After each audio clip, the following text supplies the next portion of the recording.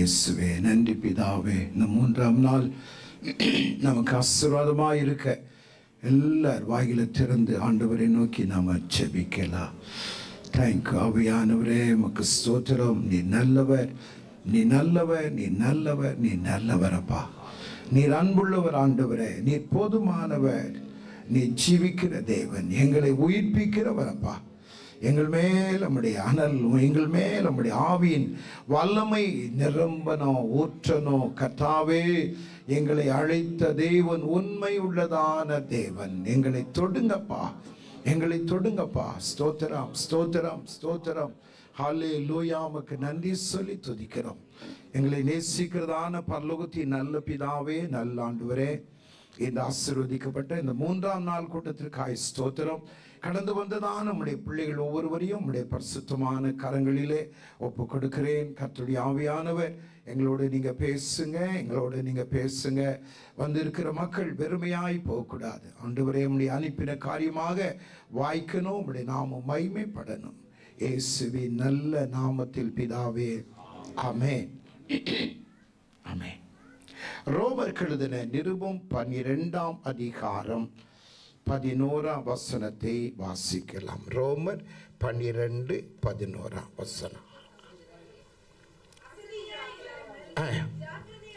அசதியாயிராமல் ஜாக்கிரதையாக இருங்கள். ஆவியிலே எப்படி இருங்க? அனலா இருங்க. ஹல்லேலூயா. அசதியாயிராமல் ஜாக்கிரதையாக இருங்கள். ஆவியிலே எப்படி இருக்கணும்? அனலாக இருக்கணும். இந்த ராத்திரிலே அனலை குறித்து ஒரு 5 வகையான அனலை குறித்து உங்களோடு கூட நான் பேச நிற்கிறேன். அனலாக நாம் இருக்கணும். ஹல்லேலூயா. ஆவியானுடைய ஆசை, ஆவியானுடைய வாஞ்சை, ஆவியானுடைய எதிர்பார்ப்பு சபை மக்கள், ஊழியர்கள், சபை விசுவாசிகள், ஊழியம் செய்கிற கர்த்தருடைய பிள்ளைகள் எல்லாரும் எப்படி இருக்கணும்? அனலாக இருக்கணும். ஹல்லேலூயா. அனலாக இருக்கணும்.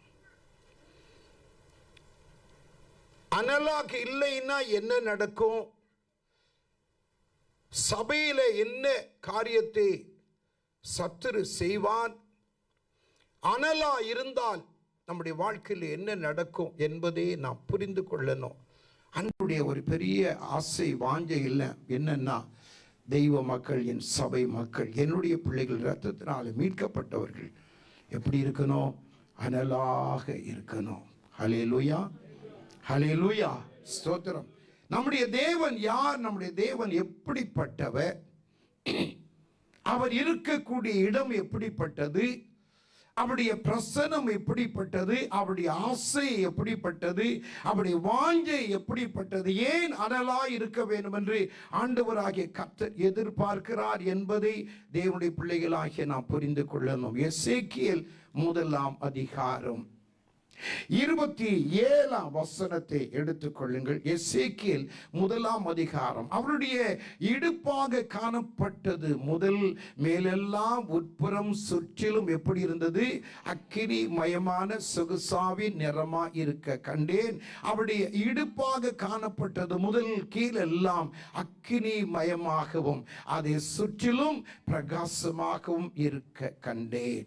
ஹல்லேலூயா. ஆண்டவர் எப்படி இருக்கிறார், நாம் ஆராதிக்கிற தேவன் எப்படி இருக்கிறார் என்பதை இங்கே எசேக்கியா தீர்க்கதரிசி தரிசனத்திலே காணும் பொழுது அக்கினிமயமான சொகுசா, அக்கினிமயமாக இருக்க நான் கண்டேன் என்று அவன் சொல்வதை நாம் பார்க்கிறோம். நம்முடைய தேவன் எப்படிப்பட்டவர்? அக்கினிமயமான தேவன். ஹல்லேலூயா, ஹல்லேலூயா. ஃபயராய் இருக்கக்கூடியவர், அக்கினி மயமாக இருக்கக்கூடியதான தேவன். அவரைத்தான் நீங்களும் நானும் ஆராதித்துக் கொண்டிருக்கிறோம். அவருக்கு முன்பாக எதுவும் நிற்க முடியாது. அவர் ஸ்தோத்திரம். நியாயத்தீர்ப்புக்கு வரும் பொழுது அவர் பட்சிக்கிற என்னவாக மாறுவார்? அக்கினியாக மாறுவார். ஹல்லேலூயா. ஆனால் ஸ்தோத்திரம், ஆண்டவருடைய பிள்ளைகளாக்கி உங்களுக்கும் எனக்கும் பட்சிக்கிற அக்கினியாக அல்ல, நம்மை எழுப்புதல் உருவாக்கக்கூடிய, நம்மை உயிர்ப்பிக்கக்கூடிய ஒரு அக்கினியாக ஆண்டவராகிய கர்த்தர் நமக்கு முன்பாக இருக்க அவர் வாஞ்சிக்கிறார். அல்லேலூயா. அவருடைய சிங்காசனம், அவர் உட்கார்ந்து இருக்கிறாரே, அவருடைய சிங்காசனம் எப்படிப்பட்டதாக இருக்கிறது? தானியேல் தீர்க்கதரிசியின் புஸ்தகம் 7ஆம் அதிகாரம் 9ஆம் வசனத்தை வாசிக்கலாம்.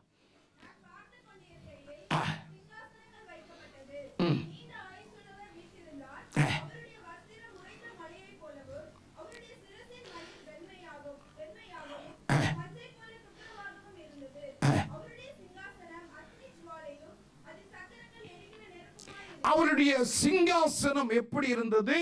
அக்கினி ஜுவாலையாக இருந்தது. அல்லேலூயா. ஆண்டவராகிய கர்த்தர் அக்கினியாக இருக்கிறார். அவர் அமர்ந்திருக்கிறதானே சிங்காசனத்தை தீர்க்கதரிசியாகிய தானியேல் பார்க்கிறான். அது எப்படி இருக்கிறது? அக்கினி ஜுவாலையாக இருக்கிறது. ஸ்தோத்திரம். அவருடைய பிரசன்னம், அவருடைய சன்னிதானம் எதை அபிதமாக பிறப்பிக்கிறது? தானியேல் 7ஆம் அதிகாரம் 10ஆம் வசனத்தை வாசிக்கலாம். தானியேல் போதும். அக்கினி நதி அவர் சன்னிதானத்திலிருந்து என்ன செய்தது? புறப்பட்டு ஓடினது. 1000 பேர் அவரை சேவித்தார்கள். கோடான கோடி பேர் அவருக்கு முன்பாக நின்றார்கள் என்று நாம் வாசிக்கிறோம். அல்லேலூயா. அவருடைய சன்னிதானத்தில் என்ன புறப்பட்டது? அக்கினி நதி. இப்படி அக்கினினால் நிறைந்திருக்கிற ஒரு நதி போன்று அவிதமாக ஸ்தோத்திரம் புறப்பட்டு போனது என்று நாம் பார்க்கிறோம். நம்முடைய தேவன் அக்கினி மயமானவர். அவருடைய சிங்காசனம் அக்கினி ஜுவாலியாக இருந்தது. அவருக்கு முன்பாக அவருடைய சன்னிதானத்தில் இருந்து அக்கினி நதி என்ன செய்தது? புறப்பட்டு போனது. ஹல்லேலூயா. முதலாவது நம்முடைய மைண்ட்ல அதை நான் வைத்துக் கொள்ள வேண்டும். நம்முடைய தேவன் யார்? ஏன் மணலாக இருக்க வேண்டும் என்று கர்த்தர் விரும்புகிறார்? ஏன் குளிர்ந்து இருக்க கூடாது என்று ஆண்டவராய் கர்த்தர் விரும்புகிறார், எதிர்பார்க்கிறார் என்பதை ஆண்டவருடைய பிள்ளைகளாகிய நாம் புரிந்து கொள்ளணும். அவருடைய சமூகத்திலே ஸ்தோத்திரம் இருந்து வந்ததான தேவனுடைய பிள்ளைகள் எப்படி இருந்தார்கள்? யாத்திராகமத்தின் புஸ்தகம் 34ஆம் அதிகாரம் 29, 30 வசனத்தை எடுத்துக்கொள்ளுங்கள். 40 நாட்கள் ஆண்டவருடைய சன்னிதானத்திலே, ஆண்டவருடைய சமூகத்திலே, இந்த அக்கினிமயமான ஸ்தோத்திரம் சிங்காசனத்தின் பக்கத்திலே அமர்ந்திருந்ததான தேவனுடைய மனுஷனாயிருக்கிற மோசேயை குறித்து நாம் பார்க்கிறோம். ஸ்தோத்திரம். அவருடைய முகம் எப்படி இருந்தது? பிரகாசமாயிருந்தது. ஹல்லேலூயா. அவருடைய முகத்தை மற்றவர்கள் பார்க்க, அவருடைய மனைவியோ, அவருடைய பிள்ளைகளோ, அவருடைய சகோதரனாகிய பிரதான ஆசாரியனாகிய ஆரோனோ மற்றவர்களை பார்ப்பதற்கு பயந்தார்கள். ஆகையால் அவருடைய முகத்தை அவன் என்ன செய்வான்? முக்காடிட்டுக் கொள்ளுவான், மூடிக்கொள்ளுவான். ஹல்லேலூயா. 40 நாட்கள் மாத்திரம்தான் அவருடைய சமூகத்தில். இந்த 40 நாட்கள் இருந்த அந்த மோசேயுடைய ஸ்தோத்திரம் முகத்தை, அவருடைய சரீரத்தை ஆண்டவராய் கர்த்தர் பிரகாசிக்க பண்ணுவார் என்றால், ஆண்டவருடைய பிள்ளைகளாகிய நீங்களும் நானும் ஆண்டவருடைய சமூகத்திலே அனலாய் இருக்கும் பொழுது கர்த்தர் நம்மை எவ்வளவாக மாற்ற தேவன் நல்லவராய் இருக்கிறார். ஹல்லேலூயா. ஹல்லேலூயா. ஸ்தோத்திரம். ஆண்டவருடைய சமூகத்திலே ஆண்டவருடைய பிள்ளைகளாகி நீங்களும் நானும் இருக்கக்கூடிய ஒரு பாக்கியத்தை அவருக்கென்று ஊழியம் செய்ய முடியும், ஆராதிக்கும்படியாக தேவன் நமக்கு ஒரு பெரிய ஒரு கிருபையை கர்த்தர் கொடுத்திருக்கிறார். ஸ்தோத்திரம். ஹல்லேலூயா. ஆண்டவராய் இயேசு வருவதற்கு முன்பாக ஸ்தோத்திரம் 6 மாசத்துக்கு முன்பாக பிறந்ததான யோவான் ஸ்நானகனை குறித்து வேதம் சொல்லுகிறது. கர்த்தருக்கு வழியை ஆயத்தப்படுத்தும்படியாகத்தான் அவன் கடந்து வந்தான்.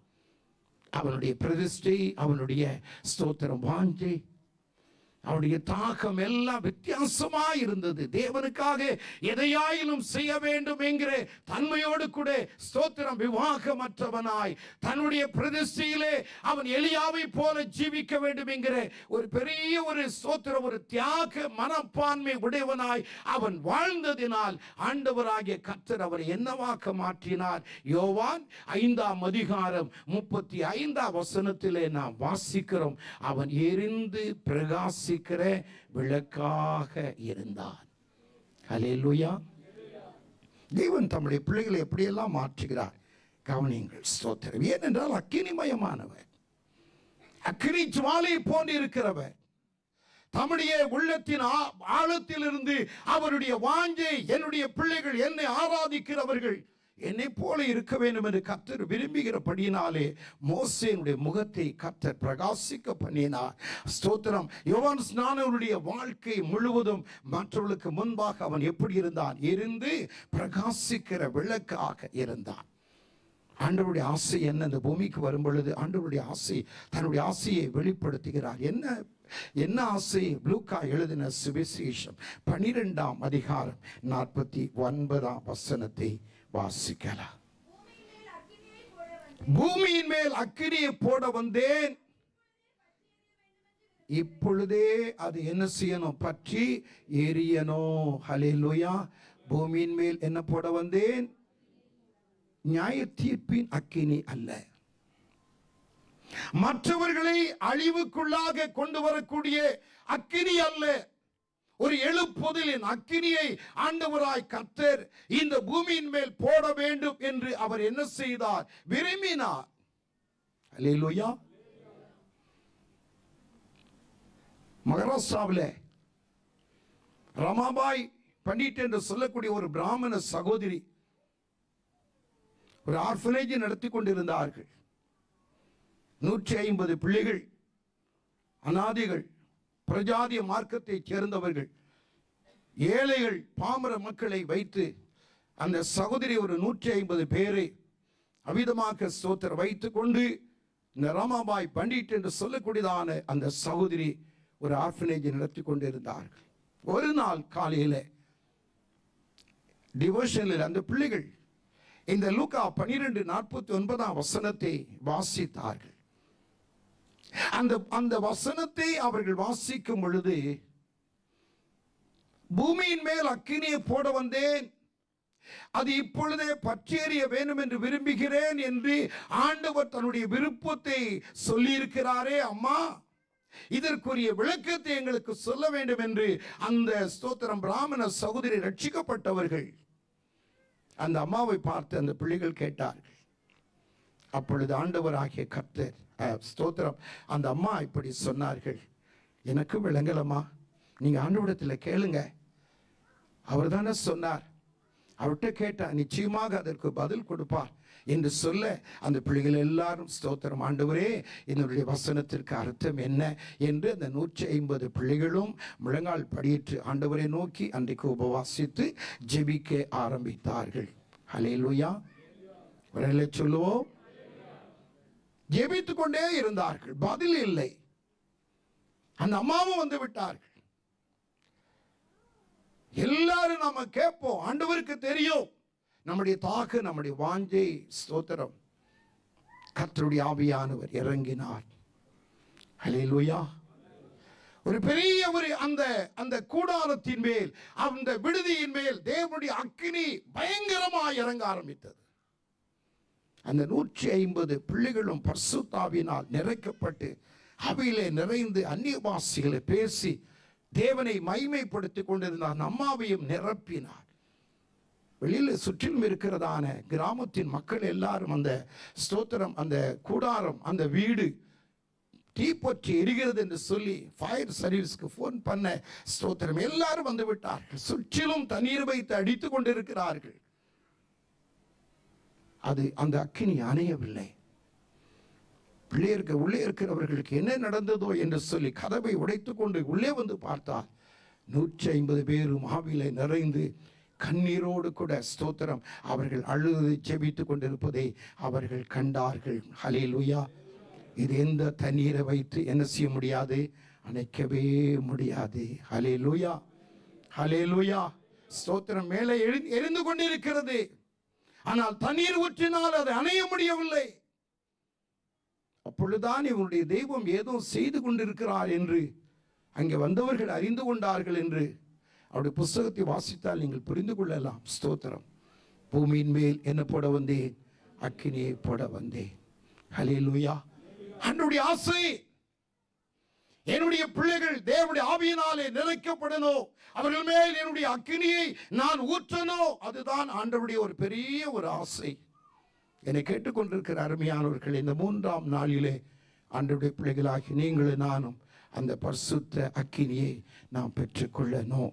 ஹல்லேலூயா, ஹல்லேலூயா. ஆண்டவருடைய ஆசை என்ன?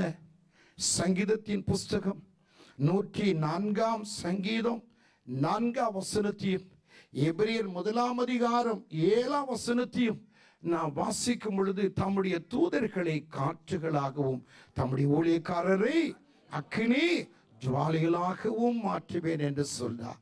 ஹல்லேலூயா. ஆண்டவருடைய ஆசை பாருங்க. ஸ்தோத்திரம். தன்னுடைய ஊழியக்காரரை என்னவாக மாற்ற வேண்டும்? அக்கினி ஜுவாலைகளாக. ஸ்தோத்திரம். அப்படி ஒரு தன்மை, அப்படிப்பட்டதான ஒரு நிலவரம் நமக்குள் இருந்தால்தான் இந்த பூமியிலே ஒரு எழுப்புதலை நாம் உருவாக்க முடியும். நம்முடைய சபை அக்கினியாக மாற முடியும். இல்லாவிட்டால் எத்தனை நூற்றுக்கணக்கான பாடலை பாடுவதனாலே அல்ல, தேவனுடைய அக்கினி நம்மேலே இறங்க வேண்டும் என்பது ஆண்டவருடைய ஒரு பெரிய ஆசை. ஹல்லேலூயா. ஸ்தோத்திரம். என் ஊழியக்காரரை என்னவாக மாற்றுவேன்? அக்கினி ஜுவாலையாக. ஆண்டவரே, அந்த அக்கினி ஜுவாலை ஆண்டவரே என் மேல ஊற்றுங்க, என் மேல படட்டும். ஸ்தோத்திரம். அந்த சிங்காசனத்திலிருந்து தேவனுடைய அக்கினி ஜுவாலை என் மேலே இந்த ராத்திரியில இறங்கட்டும். ஆண்டவருடைய பிள்ளைகளாகிய நாம் ஸ்தோத்திரம் அந்த ஜெப நிலைமையோடு கூட நாம் இருப்போம். 5 வகையான அனல் நம்முடைய வாழ்க்கையிலே மிக மிக அவசியம். ஸ்தோத்திரம். முதலாவது, நம்முடைய சரீரத்திலே அனல் வேண்டும். எதிலே அனல் வேண்டும்? நம்முடைய சரீரத்திலே அனல் வேண்டும். லூக்கா எழுதின சுவிசேஷம் 22ஆம் அதிகாரம் 55ஆம் வசனத்தை வாசிக்கலாம். அவர்கள் என்னமா முற்றத்தின் நடுவிலே நெருப்பை மூட்டி அதை சுற்றி உட்கார்ந்த போது பேதுருவும் அவர்கள் நடுவில் என்ன செய்தான்? உட்கார்ந்தான். ஏன் உட்கார்ந்தான்? சரீரத்தில் என்ன இல்லை? அனல் இல்லை. அனல் உண்டாக்கணும். இயற்கையான ஒரு அனலை அங்கே இருக்கிறவர்கள் உருவாக்கி தங்களுடைய சரீரத்தை, அவர்கள் தேவனை அறியாதவர்கள். இவனோ தேவனை அறிந்தவன், இவன் மேல் கர்த்தருடைய சபையை கட்டுவேன் என்று ஆண்டவர் வாக்கு கொடுத்திருக்கிறார். அவ்வளவு பெரிய தரிசனம் பெற்ற தெய்வ மனுஷன் பின்மாற்றத்துக்குள் போனதினால், கர்த்தரை மறுதலித்ததினால், தேவனுக்கு விரோதமான வார்த்தைகளை பேசி சத்தியம் செய்ததினால் இப்பொழுது அவருடைய சரீரத்திலே என்ன இல்லை? அனல் இல்லை. ஹல்லேலூயா. இந்த அனல் படுத்துவதற்கு என் சரீரம் கொழுந்து போய்விட்டது. என் சரீரத்தில் அனல் உருவாவதற்கு ஸ்தோத்திரம் எனக்கு ஏதாவது ஒரு அனல் தேவை என்று அவன் எதிர்பார்த்தவனாக அங்கே நெருப்பு மூட்டி குளிர் காய்ந்து கொண்டிருந்த அந்த ஸ்தோத்திரம் போர் வீரர்களோடு கூட இவனும் உட்கார்ந்த சரீரத்திலே என்ன தேடிக்கொண்டான்? அனலை தேடினான். ஹல்லேலூயா. சரீரத்திலே அனல் வேண்டும். சரீரத்திலே அனல் வர வேண்டும் என்றால் நாம் என்ன செய்வோம்? யோசிச்சு பாருங்க. ஸ்தோத்திரம். ஒருவர் திடீரென்று மயங்கி கீழே விழுந்து விட்டார். சரீரத்தை தொட்டு பார்த்தால் எப்படி இருக்கிறது? ஐஸ் மாதிரி இருக்கிறது. ஸ்தோத்திரம். குளிர்ந்து போய்விட்டது. அது அப்படியே விட்டு விட்டால் ஸ்தோத்திரம் அவன் மரித்து போவான், இல்லாவிட்டால் அவள் மரித்து போவான். என்னால் அந்த நிலைமைக்குள்ளாகத்தான் அவருடைய சரீரத்தினுடைய தன்மை இருக்கிறது. உடனே என்ன பண்ணுவார்கள்? ஏதாவது ஒரு பாம்பு இருக்குதுங்களா, தைலம் இருக்குதுங்களா, ஸ்தோத்திரம் ஏதாவது இருக்குதா, கொண்டு வாங்க என்று சொல்லி அவருடைய உள்ளங்கைகள் உள்ளங்கால்களை என்ன செய்வாங்க? தேய்த்து என்ன செய்வார்கள்? சூடுபடுத்துவார்கள். அப்பொழுதுதான் அந்த சரீரம் என்ன செய்யும்? ஸ்தோத்திர அவயவங்கள் வேலை செய்ய ஆரம்பிக்கும். அந்த சரீரத்தின் அனல் உருவாக்கும் பொழுது அந்த சரீரம் அந்த மரணத்தின் தன்மையிலிருந்து விடுதலையாகி ஸ்தோத்திரம் சரீரம் இயங்க ஆரம்பிக்கும். ஹல்லேலூயா. சரீரத்தில் அனல் வேண்டும். அதுக்காக ஜுரத்தை சொல்லலை. ஜுரம் உள்ளவன் அனலாக இருப்பான், அப்படி அல்ல. சரீரத்தின் அனல் ஆண்டவருடைய பிள்ளைகளாகிய நமக்கு இருக்கணும். ஸ்தோத்திரம். பழைய ஏற்பாட்டின் காலத்தில் இந்த சரீரத்தின் அனலை உருவாக்குவதற்கு தீர்க்கதரிசிகள் என்ன செய்தார்கள் என்பதை நாம் விளங்கிக் கொள்ளணும். ஸ்தோத்திரம். எலியா என்ன செய்தார்? எலிசா என்ன செய்தார்? 2 ராஜாக்களின் புஸ்தகம் 4ஆம் அதிகாரத்தை நாம் எடுத்துக்கொள்வோம். 2 ராஜாக்கள் 4ஆம் அதிகாரத்திலே ஸ்தோத்திரம் வேதம் அருமையாக இப்படி சொல்கிறது. 33ஆம் வசனத்திலே இந்த அதிகாரம் 4ஆம் அதிகாரம் இதை நீங்கள் வாசித்தால் இதை நீங்கள் புரிந்து கொள்ளலாம். ஸ்தோத்திரம். சூனமியாளுடைய வீட்டிலே தீர்க்கதரிசியாகி எலியா அவருடைய வேலைக்காரனாக கேயாசி இருக்கிறார். இவர்கள் ஸ்தோத்திரம் வந்து போகிறதை பார்த்துவிட்டு அந்த சுனமியால் இப்படி சொன்னால், ஸ்தோத்திரம் என்ன சொன்னால், நம்மிடத்தில் வந்து போகிறவர் தேவனுடைய ஊழியக்காரன், தேவ பரிசுத்தவான் என்று நான் காண்கிறேன். ஆகையால் இந்த தேவனுடைய மனுஷனுக்கு ஸ்தோத்திரம் மேலறையிலே ஒரு வீட்டை கட்டி, ஒரு அறையை கட்டி, அங்கே குத்தவிளக்கும், அங்கே மேஜையும் நாற்காலியும் போட்டு, கட்டளையும் போட்டு, இந்த தேவனுடைய மனுஷன் வரும்போதெல்லாம் இங்கே தங்கிக் கொள்ளலாம் என்கிற தன்மையோடு கூட புருஷனிடத்தில் ஆலோசனை கேட்க அவனும் சரி என்று சொல்ல, இங்கே மேல் அறையிலே ஸ்தோத்திரம் ஒரு அருமையான ஒரு கட்டில், ஒரு மேஜை, ஒரு நாற்காலி, ஒரு குத்து விளக்கு என்ன செய்யப்பட்டது? வைக்கப்பட்டது. எலிசா வரும்போதெல்லாம் அங்கே தங்குவார்.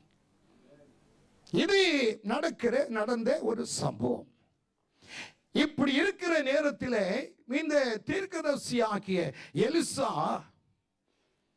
இவ்வளவு சலக்கரணையாய் நம்மை விசாரிக்கிறாளே, இவளுக்கு ஏதாயிலும் செய்ய வேண்டும் என்று கேயாஸ் இடத்துல கேட்க, கேயாஸ் சொன்னார், இந்த அம்மாவுக்கு குழந்தை இல்லைங்க. அப்பொழுதுதான் தேவனுடைய மனுஷனாயிருக்கிற எலிசா சொன்னார், அம்மா நான் ஒப்பு கால திட்டத்திலே நெக்ஸ்ட் இயர் நான் வருவேன், அப்பொழுது நீ ஒரு குமாரனை பெற்றிருப்பாய். ஹல்லேலூயா. ஸ்தோத்திரம் சொல்ல, அதே போல ஆண்டவர் அவர்களுக்கு ஒரு குமாரனை கொடுத்தார். அந்த பிள்ளை வளர்ந்து கொண்டு வந்தது. இந்த எலிசா தீர்க்கதரிசி ஸ்தோத்திரம் கர்மேல் பர்வதத்திலே அவன் இருந்தான். இப்படி இருக்கிற நேரத்திலே ஒரு அறுவடை நேரம். இந்த அறுவடை நேரத்திலே ஸ்தோத்திரம் சுனேமியாளுடைய கணவன் அங்கே அறுவடை செய்கிற மக்களோடு கூட இருக்கிறார். இந்த பிள்ளை விளையாடி கொண்டிருக்கிற நேரத்தில் இந்த பிள்ளைக்கு திடீரென்று தலை நோவுகிறது, ஸ்தோத்திரம் தலை வலிக்கிறது என்று சொல்லி தாப்படத்திலே ஓடினார். இது தாப்படத்தில் ஓட தகப்பன் என்ன செய்தான்? அவங்க அம்மா இடத்துல கூட்டி போய் கொடுத்துருங்க என்று சொல்ல, நான் வேலையாயிருக்கிறேன் என்று சொல்ல அந்த அம்மா இடத்துல கொண்டு போய் கொடுத்த உடனே அவனை மடியிலே கிடத்தியிருந்தால், மதியம் வரைக்கும் இருந்தால் அந்த பிள்ளை செத்து போனது. அந்த பிள்ளை செத்து போனதை அறிந்தவுடனே இவளுக்கு மிகப்பெரிய ஒரு பாரம், கவலை. தன் புருஷனிடத்தில் சொல்லல, அந்த பிள்ளையை தூக்கி கொண்டு போய் ஸ்தோத்திரம் எலிசாவுடைய அந்த அறையிலே திறந்து அவருடைய கட்டிலே என்ன செய்தால், அந்த பிள்ளையை, செத்த பிள்ளையை, மரித்த குழந்தையை போட்டுவிட்டு நேராக எலிசாவை பார்ப்பதற்கு எங்கே போகிறாள்? கர்மேலுக்கு போனாள். ஹல்லேலூயா. இப்போ ஸ்தோத்திரம் அவர் வந்து கொண்டிருக்கிறார். தூரத்தில் வரும் பொழுது எலிசா பார்க்கிறார். கேயாஸ் இடத்திலே சொல்லுகிறார், உன் புருஷன் சுகமாயிருக்கிறானா? நீ சுகமாயிருக்கிறியா? உன் பிள்ளை எப்படி இருக்கிறது? சுகமாயிருக்கிறதா என்று கேட்க சொன்னான். கேட்கிறாள். அவள் அதெல்லாம் கொடுத்து பதில் இல்லை. அவள் ஓடி வந்து அவளுடைய பாதத்தை பிடித்து கொண்டு அவள் அழும் பொழுது இவள் ஏதோ ஒரு மனபாரத்தோடு கூட இருக்கிறாள் என்று அறிந்து ஸ்தோத்திரம் பிள்ளை இருந்ததை ஸ்தோத்திரம் கேள்விப்பட்டவுடனே அவனை பார்ப்பதற்காக ஸ்தோத்திரம் அங்கே அந்த இடத்திற்கு அவளை வீட்டுக்கு வருவதை நாம் இங்கே பார்க்கிறோம். ஹல்லேலூயா. 34 வசனத்தை வாசிங்க.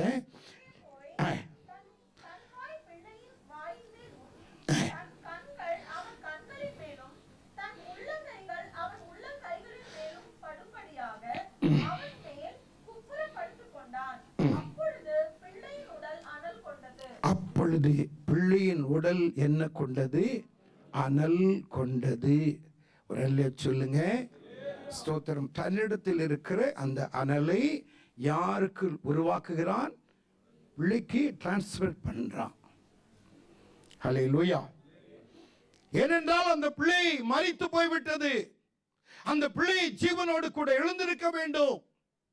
அதற்கு அவன் என்ன செய்தான்? பிள்ளையின் மேல் குப்புற விழுந்து பிள்ளையின் வாயோடும் கண்களோடும் அவருடைய சரீரத்தின் ஒவ்வொரு பகுதியோடு கூட அவன் இணைந்தவனாக, ஸ்தோத்திரம், அவன் ஜெபத்தோடு முதல் வசனத்தை நீங்கள் வாசித்தால் 33ஆம் வசனத்திலே கர்த்தரை நோக்கி அவன் என்ன செய்தான்? வேண்டுதல் செய்தான். ஏன் என்றால் நம்முடைய தேவனாகிய கர்த்தர் சரீரங்களை என்ன செய்கிறவர்? உயிர்ப்பிக்கிற தேவன். ஹல்லேலூயா. ரோமர் 8:11 அதைத்தான் சொல்லுகிறது. ஸ்தோத்திரம். ஸ்தோத்திரம். கிறிஸ்துவை மரித்தோர் எழுப்பினுடைய ஆவி உங்களுடைய சரீரத்தில் இருந்தால் சாவுக்கு ஏதுவான உங்களுடைய சரீரங்களை அவர் என்ன செய்வார்? உயிர்ப்பிப்பார். ஆண்டவரை நோக்கி அவன் ஜெபிக்கிறான். ஆண்டவரே, இந்த குழந்தை மரித்து விட்டது, நான் என்ன செய்ய வேண்டும்? எனக்கு நீர் ஞானத்தை தாரும் என்று சொல்ல அந்த பிள்ளையின் மேல் விழுந்து ஸ்தோத்திரம் அவன் ஜெபித்து அவன் அவிதமாக ஸ்தோத்திரம் பிரயாசம் எடுக்கும் பொழுது பிள்ளையின் சரீரத்திலே என்ன கொண்டது? அனல் கொண்டது. அந்த பிள்ளை என்ன செய்தது? பிழைத்தது. ஹல்லேலூயா. ஹல்லேலூயா. சரீரத்திலே அனல் இருந்தாதாங்க மற்றவர்களை நாம் என்ன செய்ய முடியும்? அனல் படுத்த முடியும். நம்முடைய சரீரமே குளிந்து போய்விட்டது. நமக்கும் தேவனுக்கும் நமக்கும் தேவனுடைய ஆவியானவருக்கும் எந்த சம்பந்தம் இல்லை. எப்படி மற்றவர்களை நாம் அனல் படுத்த முடியும்? பாடுவதனாலே அனல் படுத்த முடியுமா? இல்லை. ஆராதிப்பதனாயா? இல்லை. நம்முடைய சரீரத்திலே அனல் இருக்க வேண்டும். நம்முடைய சரீரத்திலே அனல் இருந்தால் மற்றவர்களை நாம் அனல் படுத்த முடியும். இது யார் செய்தது? முதலாவது எலியா செய்தான் என்று பரிசுத்த வேதம் சொல்கிறது. ஸ்தோத்திரம். இரண்டாவது அதை கற்றுக்கொண்டதான எலிசா இங்கே செய்வதை நாம் பார்க்கிறோம். ஹல்லேலூயா. எனக்கு அருமையானவர்களே, சரீரத்திலே என்ன வேண்டும்? அனல் வேண்டும். அனல் இருந்தால் அங்க மரணத்தை என்ன செய்ய முடியும்? ஜெயிக்க முடியும். ஹல்லேலூயா. இவனுடைய சரீரத்தில் இருந்த இந்த அனல் அந்த பிள்ளையினுடைய சரீரத்திலே ஸ்தோத்திரம் இருந்ததான இந்த மரணத்தின் ஆவியை அதை விரட்டினது. மரணத்தின் ஆவியை அது துரத்தினது. அந்த மரணத்தின் ஆவி அந்த பிள்ளையை விட்டு என்ன செய்தது? கடந்து போனது. அப்படி என்றால் அந்த குழந்தைக்கு என்ன தேவை? சரீரத்திலே அனல் அவசியம். ஒரு இல்லையா சொல்லுங்க. அப்போ நம்முடைய சரீரத்தில் அனல் இருக்க வேண்டும். நாம் உயிரோடு கூட ஜீவனோடு கூட இருக்கிறோமா என்பதை அறிந்து கொள்வதற்கு ஸ்தோத்திரம் தேவன் நம்முடைய சரீரத்திலே அனலை கொடுக்கிறார். ஸ்தோத்திரம். பரிசுத்த ஆவியானவர் நம்மை அனல் படுத்த வேண்டும். நம்மிடத்தில் என்ன இருக்கிறதோ அதை மற்றவர்களுக்கு நாம் கொடுக்க வேண்டும். எலிசா அதைத்தான் செய்தார். எலிசா அந்த பிள்ளையின் மேல விழுந்து ஸ்தோத்திரம் அனல் படுத்தினான். அந்த குழந்தை அமிதமாக ஸ்தோத்திரம் ஜீவன் பெற்று எழுந்திருந்தது. அந்த தாயை அழைத்து இது உன்னுடைய மகன் என்று சொல்லி அழைத்து அவன் கூப்பிட்டான். ஹல்லேலூயா. சரீரத்தின் அனல் வேண்டும். மற்றவர்களுக்கு நாம் டிரான்ஸ்ஃபர் பண்ணணும். நம்மிடத்தில் இருக்கிற அனல் மற்றவர்களிடத்தில் கடந்து போகணும். ஆண்டவராகிய கர்த்தர் மோசேயை அழைத்தார். என்னாகமத்தின் புஸ்தகம் 11ஆம் அதிகாரம் 18-19 வசனத்திலே சபையிலே ஸ்தோத்திரம் நிறைய பிரச்சனை. மோசேக்கு சொல்ல முடியாத பாரங்கள் எல்லாவற்றையும் அவன் ஒருவனே சுமக்கக்கூடிய அளவுக்கு அவன் காணப்பட்டான். ஸ்தோத்திரம். ஆகையால் அது அவனுக்கு ஒரு பெரிய பாரமாய் இருந்ததினாலே ஆண்டவராகிய கர்த்தர் என்ன சொன்னார்? மோசே, இங்க வாப்பா, நீ ஒருவனாய் இருந்து எல்லாவற்றையும் சுமக்கிறாய். உன்னிடத்தில் இருக்கிற ஆவியை நான் மற்றவர்களுக்கு டிரான்ஸ்ஃபர் பண்ண நான் விரும்புகிறேன். ஹல்லேலூயா. சொல்லுங்க.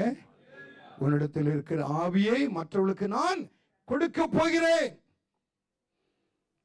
சொன்ன உடனே மோசேயும் ரெடியாக வந்தான். ஸ்தோத்திரம். பிளட் டொனேஷன் அல்ல, ஸ்தோத்திரம், ஆவியானுடைய டொனேஷன். ஆவியானவர் தன்னிடத்தில் இருக்கிற ஆவியை, தன்னிடத்தில் இருக்கிற அனலை, தன்னிடத்தில் இருக்கிறதான ஸ்தோத்திரம் வெளிப்பாட்டை, தன்னிடத்தில் இருக்கிற தேவ கிருபையை மற்றவர்களுக்கு டிரான்ஸ்ஃபர் பண்ணுவது. ஹல்லேலூயா. எலிசாவிடத்தில் இருந்ததான அனல் பிள்ளையின் சரீரத்திலே எப்படி வந்ததோ அதே போல மோசேயிடத்தில் இருந்த அந்த அனல் ஆவியானவர் என்ன செய்ய வேண்டும்? 70 பேர் அங்கே நின்று கொண்டு இருக்கிறார்கள். 70 பேர் மேல் அந்த அக்கினி, 70 பேர் மேல் இருந்த அந்த வல்லமை, அந்த ஆவியின் நிறைவு மோசே இடத்தில் இருந்தது. டிரான்ஸ்பர் ஆக வேண்டும். என்னாகமத்தின் புஸ்தகம் ஸ்தோத்திரம் 11ஆம் அதிகாரம் 25ஆம் வசனத்தை வாசிக்கலாம். 11:25 வாசிக்கலாம். அவன் மேல் இருந்த ஆவியை மூப்பராக்கி அந்த 70 பேர் மேலும் வைத்தார். அந்த ஆவி அவர்கள் மேல் வந்து தங்கின மாத்திரத்தில் தீர்க்க தரிசனம் சொன்னார்கள். எத்தனை பேர் சொன்னாங்க? 70 பேர். 70 பேர் மேல் இருந்த அவ்வளவு பெரிய அந்த வல்லமை, அவ்வளவு பெரிய ஸ்தோத்திரம் தீர்க்க தரிசனத்தின் ஆவி யார் மேல் இருந்தது? மோசேயின் மேல் இருந்தது. மோசேயின் மேல் இருந்ததாலே அந்த ஆவியை, அந்த வல்லமையை 70 பேருக்கு அவன் கொடுக்கும்படியாக ஆண்டவராய் கர்த்தர் விரும்பினார். ஸ்தோத்திரம். அவன் மேல் கைகளை வைத்தார். அந்த 70 பேரும் தேவாவியினால் நிறைக்கப்பட்டார்கள். தீர்க்க தரிசனம் சொன்னார்கள். சொல்லுங்க. இதுதாங்க நம்மிடத்தில் இருக்கிற ஆவியை டிரான்ஸ்ஃபர் பண்ணணும். டிரான்ஸ்ஃபர் பண்ணணும். நம்மிடத்தில் அந்த அனல் இருக்கணும். அப்பதான் மற்றவர்களுக்கு நம்ம பேசலாம். நிறைய பேசலாம். ஸ்தோத்திரம். அதை உருட்டிலாம் எதை நம்ம அதெல்லாம் உருட்ட முடியாது. நமக்குள்ள தேவனுடைய ஆவியானவர் கிரியை செய்யணும். நமக்குள்ள தேவனுடைய ஆவியானவர் இறங்கணும். ஸ்தோத்திரம். ஹல்லேலூயா. மோசேயை பார்த்து ஆண்டவர் சொன்னார்ப்பா, உன்னை பார்த்த உடனே ஜனங்கள் எல்லாரும் கீழ்ப்படுகிறாங்க. உனக்கு பின்னாடி யோசுவா வரப்போகிறார். அவனை பார்த்தில ஒரு சின்ன பையன் மாதிரி இருக்கிறான். ஜனங்கள் எல்லாரும் கீழ்ப்படிவாங்களா? ஸ்தோத்திரம். கீழ்ப்படிவதற்கு அவனுக்கு கொஞ்சம் கனத்தை கொஞ்சம் கொடுப்பா. கனத்தின் ஆவி உனக்குள்ள இருக்குது. உன்னை பார்க்கிறவங்க எல்லாம் ஸ்தோத்திரம் மதிக்கிறாங்க. உன்னை பார்க்கிறவங்க எல்லாம் மரியாதை செலுத்துறாங்க. உன்னை பார்க்கிறவங்க எல்லாம் ஸ்தோத்திரம் உன்னை கனம் பண்றாங்க. அந்த கனத்தின் ஆவி அவருக்கு கொஞ்சம் தா அப்படின்னு ஆண்டவராய் கர்த்தர் சொல்லும் பொழுது கவனிக்கணும். ஏன் ஆண்டவர் கொடுக்க முடியாதா? கொடுக்க முடியும். அல்லேலூயா. டைரக்டாக யோசுவாவை அழைத்து அவன் மேல் கைகளை வைத்து கனத்தின் ஆவி இன்றையிலிருந்து நீ பெற்றுக்கொள்வாய் என்று சொன்னால் அடுத்த செகண்ட் அவன் கனத்தின் ஆவியை பெற்றுக்கொள்வான். ஆனால் தேவனுடைய நோக்கம் அப்படி அல்ல. என்னிடத்திலிருந்து நீ அந்த கனத்தின் ஆவியை வாங்கியிருக்கிறார். ஒரு யாருக்கு போகணும்? யோசுவாவுக்கு போகணும். சொல்லுங்க. ஹல்லேலூயா. ஸ்தோத்திரம். ஆகையால் ஆண்டவராய் கர்த்தர் அப்படி சொல்ல இந்த மோசே என்ன செய்தான்? என்னாகமத்தின் புஸ்தகம் 27ஆம் அதிகாரம் 20ஆம் வசனத்தை வாசிக்கலாம். அவனுக்கு கீழ்ப்படியும்படிக்கு உன் கனத்தில் கொஞ்சம் அவனுக்கு என்ன செய்யப்பா? ஹல்லேலூயா. கொஞ்சம் அவனுக்கு கொடு. அவனை பார்க்கிறவங்க என்ன செய்யட்டும்? கனம் பண்ணட்டும், ரெஸ்பெக்ட் பண்ணட்டும். ஏன்னா அவன் அடுத்த ஊழியக்காரன் அவன் தான் வரணும்.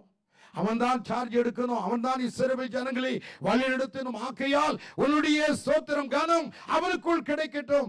மோசே ஆண்டவர் சொன்னது போல அவன் மேல் கைகளை வைத்தான். யோசுவாவுக்கு என்ன கிடைத்தது? கனம் கிடைத்தது. 70 பேருக்கு இப்போதான் கொஞ்ச நாளைக்கு முன்னாடி ஸ்தோத்திரம் அவ்விதமாய் கைகளை வைத்தான். தீர்க்கதரிசனத்தின் ஆவி அவர்கள் மேல் இறங்கிறது. இப்பொழுது யோசுவாவின் மேல் கைகளை வைக்க கனத்தின் ஆவி யோசுவாவுக்கு வந்தது. ஹல்லேலூயா. இப்ப நம்மிடத்தில் இருக்கிறத டிரான்ஸ்ஃபர் பண்ண நம்மிடத்தில் இருக்கிறது. ஸ்தோத்திரம். ஹல்லேலூயா. மோசே 120 வருஷம் வாழ்ந்து அவன் முடிய போறான். சாகும் லாஸ்ட் நேரம், மரண நேரம். ஆண்டவர் கூப்பிடுறார். அப்பா அவன் மேல கொஞ்சம் கை வை. யார் மேல? இந்த அடக்காராதனையில ஆண்டவர் இருக்கிறார். அடக்காராதனையில யோசுவா இருக்கிறார். அடக்காராதனையில மோசே இருக்கிறார். அவர் தான் மடிய போயிறார். ஸ்தோத்திரம். வேற யாரும் இல்லை.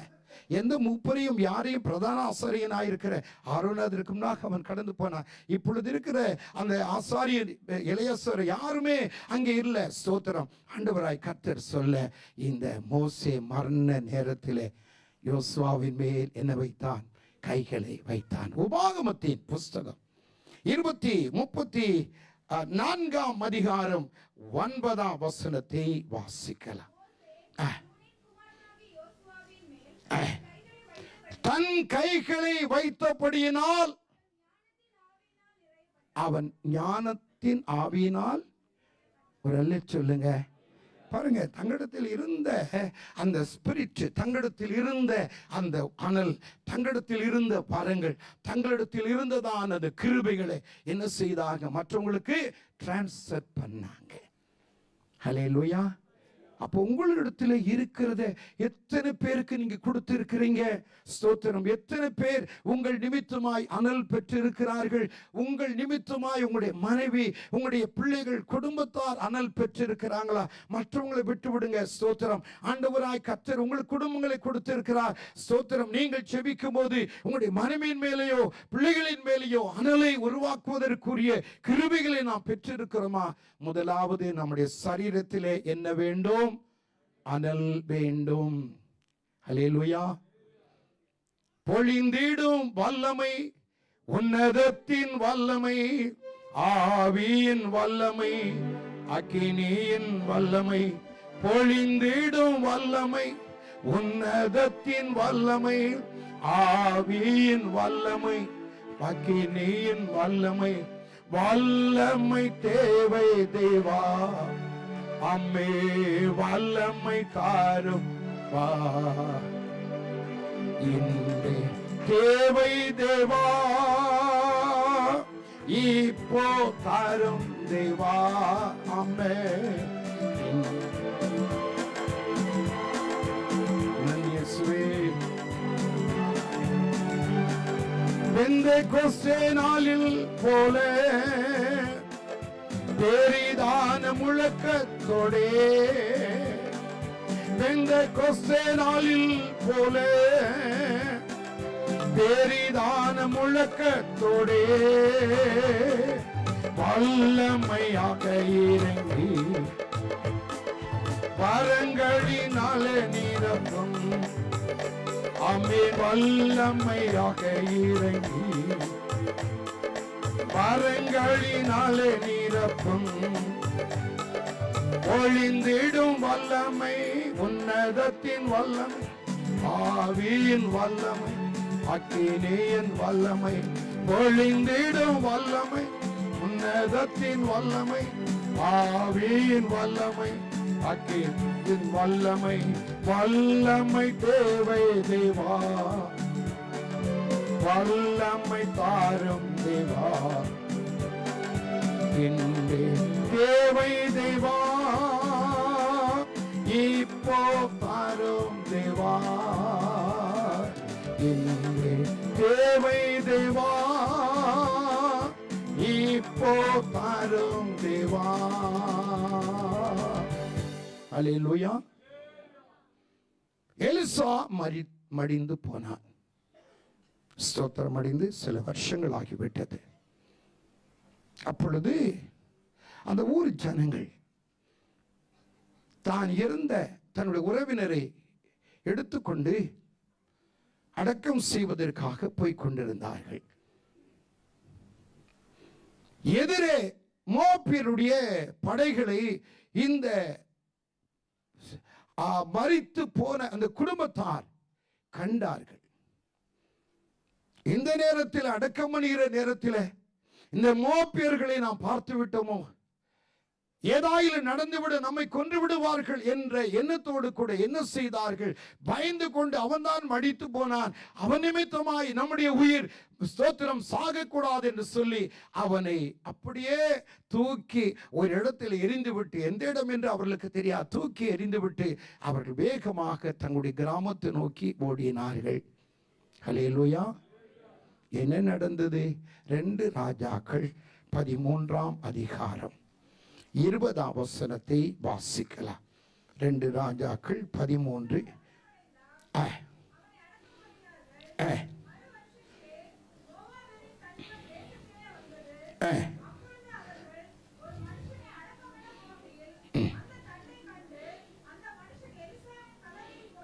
அந்த மனுஷனை எலிசாவின் கல்லறையில் போட்டார்கள். அந்த மனுஷனின் பிரேதம் அதிலே விழுந்து எலிசாவின் எலும்புகளின் மேல் பட்டபோது அந்த மனுஷன் உயிரடைந்து அவன் கால்களை ஊன்றி என்ன செய்தான்? எழுந்திருந்தான். ஒரு சொல்லுங்க. செத்து போயிட்டான். ஹல்லேலூயா. அவனுடைய எலும்புகள் எல்லாம் அங்கங்க சிதறி கிடக்கிறது. அவருடைய எலும்புகளின் மேல் இந்த பிரேதம் விழுந்தவுடனே, ஸ்தோத்திரம், அந்த எலும்புகளில் பட்டவுடனே அந்த பிரேதம் என்ன பெற்றுக்கொண்டது? ஜீவனை, உயிரை பெற்றுக்கொண்டது. ஹல்லேலூயா. இந்த பூமியில் இருக்கும் பொழுதும் அவன் அனல் உள்ளவனாக இருந்தான். அவன் செத்த பிற்பாடும் மற்றவர்களை உயிர்ப்பிக்கக்கூடிய அனல் அவருடைய எலும்புகளின் மேல் என்ன செய்தது? காணப்பட்டது. ஹல்லேலூயா. நம்முடைய தேவன் பட்சபாதம் உள்ள தேவன் அல்ல. ஸ்தோத்திரம். கர்த்தாவே, என்னையும் உயிர்ப்பீங்க, என்னையும் உபயோகப்படுத்துங்க ஆண்டவரிடத்தில் நம்ம கேட்கணும். ஸ்தோத்திரம். நம்முடைய தேவன் நம்மை உயிர்ப்பிக்கிற ஆண்டவராக இருக்கிறார். ஸ்தோத்திரம், ஸ்தோத்திரம். இரண்டாவதாக, ஆண்டவருடைய பிள்ளைகளாகிய நமக்கு என்ன அனல் வேண்டும்? நம்முடைய இருதயத்திலே அனல். முதலாவது, நம்முடைய சரீரத்திலே அனல் வேண்டும். ஸ்தோத்திரம். ஏசியிலே நீங்கள் இருந்தாலும் உங்களுடைய ஸ்தோத்திரம், உங்களுக்கு சரீரத்தில் என்ன இருக்கணும்? ஒரு வேர்வை இருந்து கொண்டே இருக்கணும், அனலா இருக்கணும். ஸ்தோத்திரம். ஏசியில் இருந்தாலே நான் எப்படி இருக்கிறேன், ரொம்ப கஷ்டமா இருக்குது, ரொம்ப ரொம்ப உஷ்ணமா இருக்குது என்று சொல்லக்கூடிய அளவுக்கு ஸ்தோத்திரம் உங்களுடைய சரீரம் ஆவியினாலே நிறைக்கப்பட்டு எப்படி இருக்கணும்?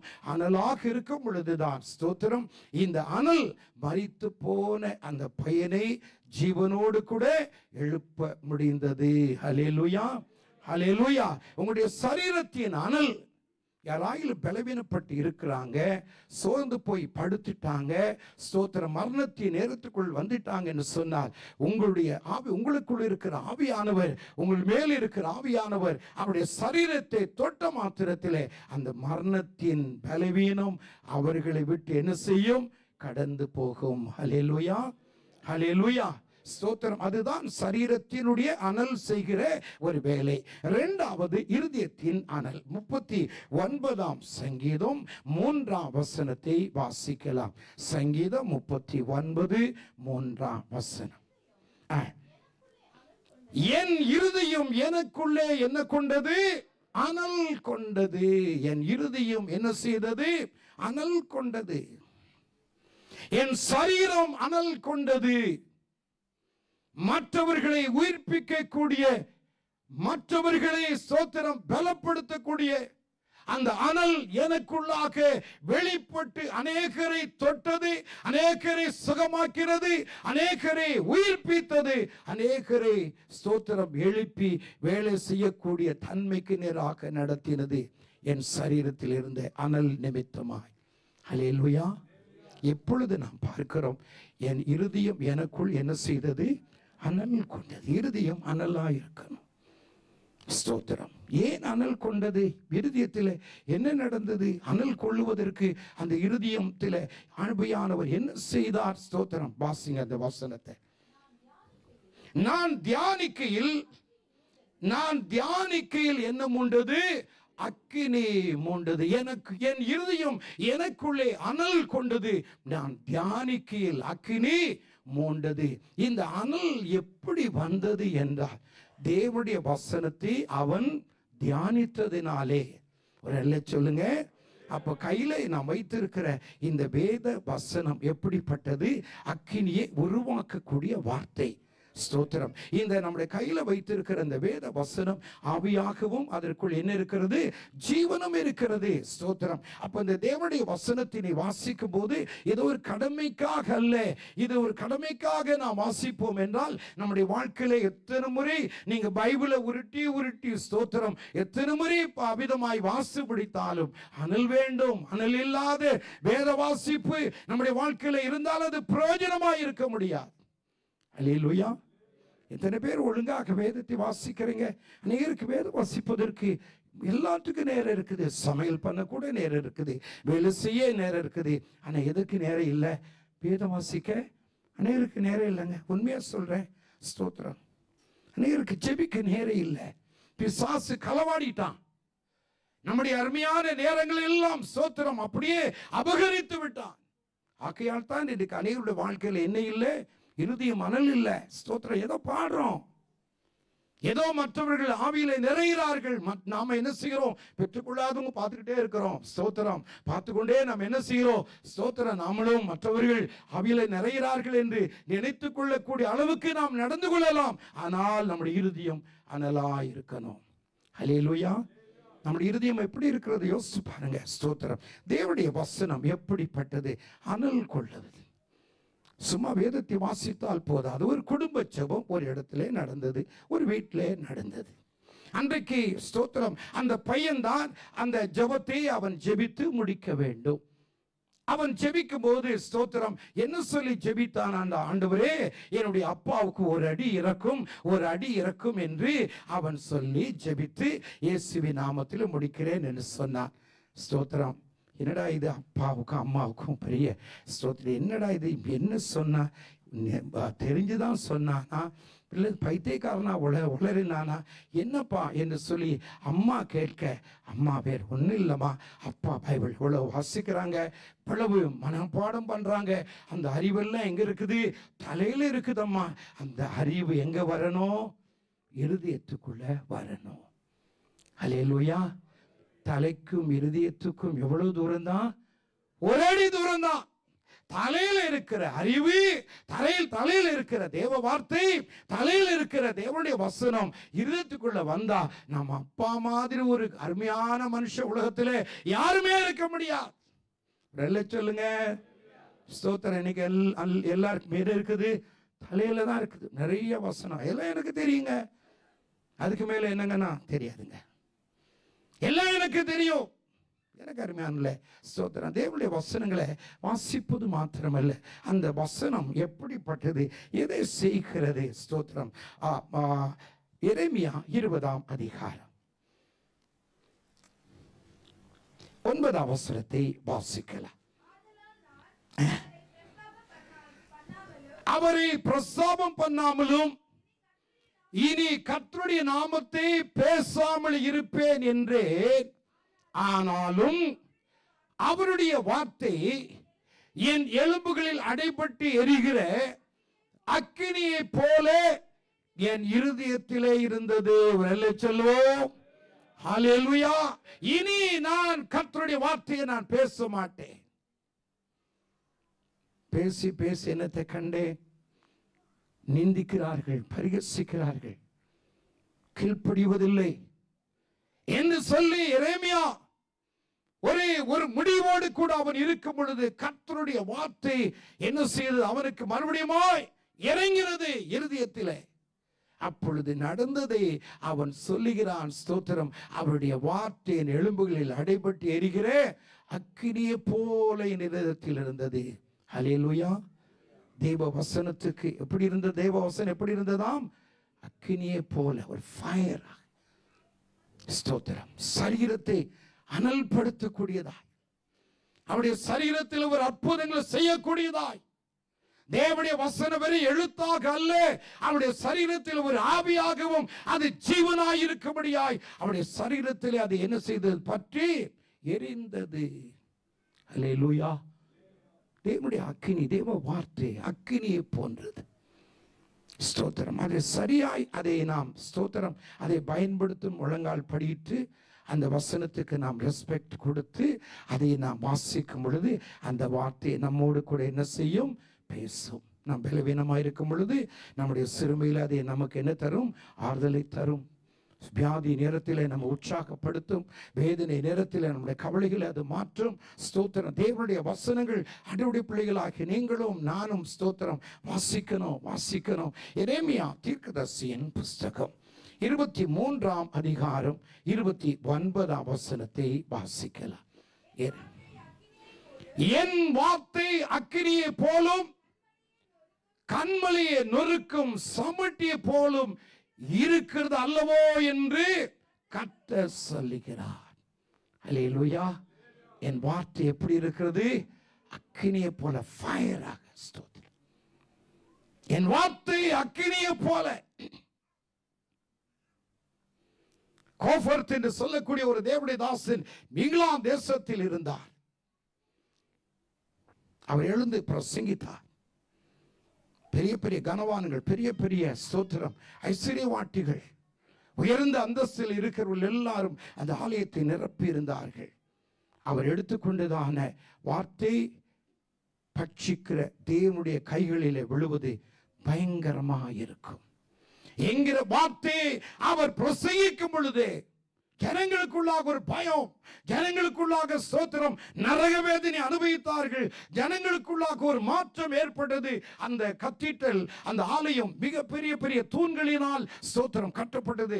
அந்த தூண்களை இருக்கிறவர்கள் எல்லாரும் ஒவ்வொருவரும் பக்கத்தில் இருக்கிற தூண்களை பிடித்துக் கொண்டு, ஆண்டவரே எங்களை மன்னியும், எங்களை மன்னியும் என்று கேட்டார்கள்.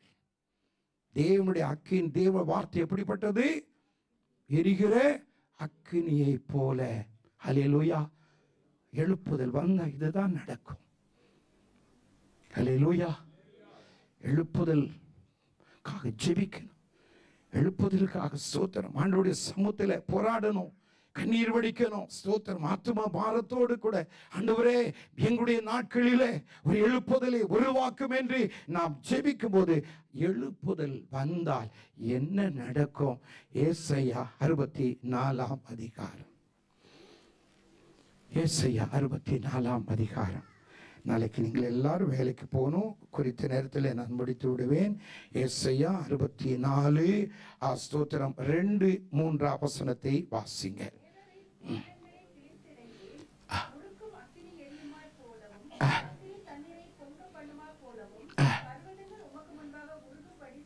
கவனியுங்கள். தேவரீர் வானங்களை கிழித்திறங்கி உருக்கும் அக்கினி எரியுமா போலவும், அக்கினி தண்ணீரை பொங்க பண்ணுமா போலவும் பர்வதங்கள் உமக்குன்பாக உருகும்படி செய்யும். நாங்கள் எதிர்பார்த்திராத பயங்கரமான காரியங்களை நீ செய்த போது என்ன செய்தீர்? இறங்கினீர். உம்முடைய சன்னிதானத்திலே பர்வதங்கள் என்ன செய்தது? மெழுகு போல உருகி போயிற்று. ஹல்லேலூயா. எழுப்புதல் வரும்போது இதுதான் நடக்கும்.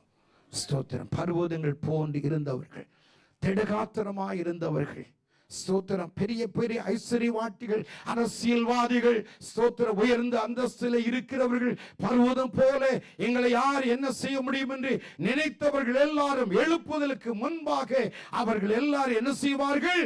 மெழுகு போல உருகுவார்கள். எழுப்புதல் அப்படித்தான் உருவாக்கணும். ஹல்லேலூயா. நாங்கள் எதிர்பார்த்திராத, இதெல்லாம் நாங்கள் நினைக்கலையா, இப்படியெல்லாம் சபைக்குள்ள வரும்னு நாங்கள் நினைக்கல. எங்களுடைய ஜெபத்தில் கூட நான் அப்படி நினைக்கல. நாங்கள் எதிர்பார்த்திராத பயங்கரமான காரியங்களை நீ செய்திரே. ஹல்லேலூயா. அதாங்க எழுப்புதல். எழுப்புதல் நமக்கு வேணும். அந்த எழுப்புதல் நமக்கு வரணும்னா தேவனுடைய வசனத்துக்கு தேவ பிள்ளைகள் முற்றிலுமாக என்ன செய்யணும்? தங்களை சப்மிட் பண்ணணும். ஸ்தோத்திரம். தங்களை ஒப்பு கொடுக்கணும். தேவனுடைய வசனங்களுக்கு நாம் நம்மை ஒப்பு கொடுக்கணும். தேவனுடைய மனுஷனாயிருக்கிற பவுல் ஸ்தோத்திரம் எங்கேயாயிலும் விட்டு, அந்த சபை மக்களை விட்டு அவன் வெளியேறி வேற சபைக்கு போகிறான். இல்லாவிட்டால் வேற தேசத்துக்கு, வேற பட்டணத்துக்கு அவன் போகும் பொழுது சபை மக்களை 2 காரியத்துக்கு ஸ்தோத்திரம் ஒப்பு கொடுத்து அவன் ஜெபித்து போவான். ஸ்தோத்திரம். அவனுக்கு நம்பிக்கை உண்டு. இந்த 2 காரியம் ஸ்தோத்திரம் இவர்களை விட்டு விடாது, இவர்களை பாதுகாக்கும். என்ன காரியம்? அப்போஸ்தலர் நடபடிகளின் புஸ்தகம். Thank you Lord. ஸ்தோத்திரம்.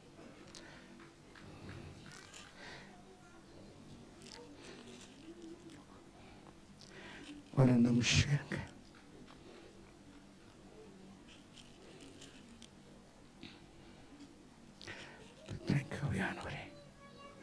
நன்றி இயேசுவே, நன்றி. 20 அதிகாரம் 32 வசனத்தை கவனிங்க. கொஞ்சம் நான் வாசிக்கிறேன், நேரமாகிறது. இப்பொழுதும் சகோதரரே, நீங்கள் பக்தி விருத்தி அடையவும் பரிசுத்தமாக்க அனைவருக்குள்ளும் உங்களுக்கு சுதந்திரத்தை கொடுக்கும் வல்லவராயிருக்கிற தேவனுக்கும் அவருடைய கிருபையுள்ள வசனத்துக்கும் உங்களை நான் என்ன செய்கிறேன்? ஒப்பு கொடுக்கிறேன். ஹல்லேலூயா. ஏன் 29ஆம் வசனத்தை போடுங்க. ஸ்தோத்திரம். ஏன் இப்படி சொன்னா, நான் போன பின்பு மந்தையை தப்பு விடாத கொடிதானே ஓநாய்கள் உங்களுக்குள்ளே வரும். உங்களுக்கு நிறைய பிரச்சனை சபையில இருக்கோம்ப்பா, ஆனா ஒன்றை பாதுகாப்புக்குள்ள உங்களை நான் ஒப்பு கொடுக்கிறேன். இந்த பாதுகாப்பு மீறி இந்த ஓநாய், இந்த ஸ்தோத்திர பின்மாற்றத்தின் ஆவி மற்றவர்கள் உங்களை வந்து குழப்ப முடியாது என்று சொல்லி அந்த தேவ மனுஷன் தேவ வசனத்துக்கு அவர்களை என்ன செய்தான்? கிருபையுள்ள வசனத்துக்கு அவர்களை ஒப்பு கொடுத்தான். அல்லேலூயா. அந்த வசனம் நம்மை உயிர்ப்பிக்கிறது மாத்திரமல்ல, அந்த வசனம் நம்ம என்ன செய்யும்? பாதுகாக்கும். எத்தனை பேர் ஆமென் என்று சொல்லுங்க? தேவனுடைய வசனம் அத்தனை வலிமை நிறைந்ததுங்க. ஸ்தோத்திரம். தேவனுடைய வசனம் அத்தனை மேன்மையானது. ஒப்பு கொடுங்க. எங்கேயாவது நீங்க போறீங்க, உங்களுடைய பிள்ளைகளை தேவனுடைய வசனத்துக்கு ஒப்பு கொடுத்துட்டு போங்க. ஆண்டவரே, இந்த வார்த்தையின்படி என் குடும்பத்தை உங்களுடைய கையில நான் வைக்கிறேன். கர்த்தருடைய ஆவியானவர் ஸ்தோத்திரம் ஒரு காரியத்திற்கும் அனுமதி கொடாமல் உங்களையும் உங்களுடைய பிள்ளைகளையும் குடும்பத்தையும் எல்லாவற்றையும் ஆண்டவராய் கர்த்தர் பாதுகாப்பார். இங்க அப்போஸ்தலனாகிய பவுல் அவருடைய கிருபையுள்ள வசனத்துக்கு சபையை மக்களை என்ன செய்தான்? ஒப்பு கொடுத்தான். வசனம் நம்மை பாதுகாக்கும், வசனம் நம்மை உயிர்ப்பிக்கும், வசனம் நம்ம இருதயத்தில் என்னப்படுத்தும்? அனல் படுத்தும். அல்லேலூயா. தேவனுடைய வசனத்தை அன்னுடைய பிள்ளைகளாகிய நீங்கள் சரியாக புரிந்து அந்த வசனத்தின்படி நீங்கள் வாழ்வீர்கள் என்றால் கர்த்தர் உங்களை ஆசீர்வதிப்பாராகையால் உங்களுடைய ஓட்டம் வீணாகாமல் இருக்கணும்னா, உங்களுடைய பிரயாசம் வீணாகாமல் இருக்கணும்னா, ஸ்தோத்திரம் உங்களுடைய ஆராதனை வீணாகாமல் இருக்கணும்னா, இதுவரைக்கும் நீங்கள் கர்த்தரிடத்தில் பெற்றுக்கொண்டதான ஆசீர்வாதங்கள் வீணாகாமல் இருக்கணும்னா, நீங்கள் எதை பிடித்து கொள்ள வேண்டும்? பிலிப்பியருக்கு எழுதின புஸ்தகம் 2ஆம் அதிகாரம் 14ஆம் வசனத்தை எடுத்துக்கொள்ளுங்கள். நான் வாசிக்கிறேன்.